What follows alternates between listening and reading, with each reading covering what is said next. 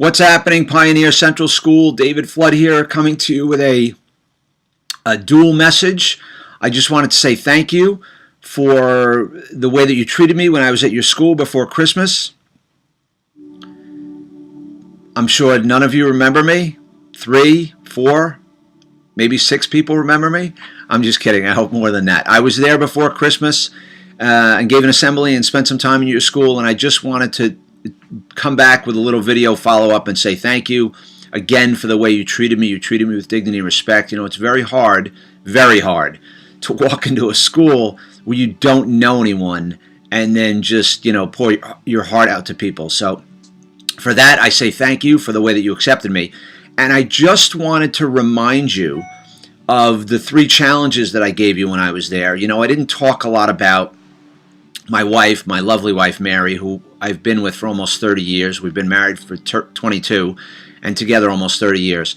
But Mary's 4 favorite words when I think she's nagging me or bothering me or, you know, telling me something that she told me 5 minutes earlier, Mary's 4 favorite words are, "I'm just reminding you." So in the words of my lovely wife, I'm just reminding you of the 3 challenges that I gave you. And they are to look on the inside of people. Do not judge people by the outside. Do not even judge people by the way they're acting. Give people the benefit of the doubt. Look on the outside. Look with your heart and not your mind. The second challenge is so important also, to connect with, reach out to 2 adults in the building. You know, show them gratitude for what they do, for how they take care of you. And you need to have, even if you're a senior, you need to have a go-to person in your school that you can take your problems to, that you can take your struggles with, that you can leave your burdens with. You know, share good things with those people too. But all the things that you're carrying, you know, if you can lighten your load by sharing them with a trusted adult, it makes your life so much simpler. So share things that you're struggling with so you're not carrying them around. And the third challenge, and I hope you guys remember this one, the one that was most important to me and closest to my heart, is that no one eats alone. No one should have to eat alone in the cafeteria. And, you know, if that's not something you see, you know, if no one's eating alone, awesome.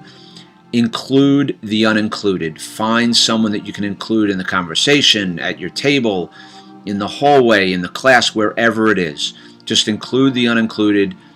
Acknowledge people who are alone, and definitely acknowledge people who are lonely. Listen to your heart. Keep your radar on, you know, for what's going on around you.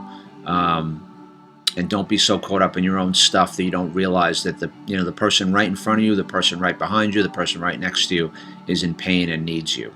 So very grateful for my time there. I hope that you have an early spring. I know the weather up there is brutal, and I just hope, you know, that the snow melts March 1st. Yeah, right. And the sun comes out, and you have an awesome second half of the year. And I really hope to see all of you guys and girls down the road. Thank you so much, and Happy New Year.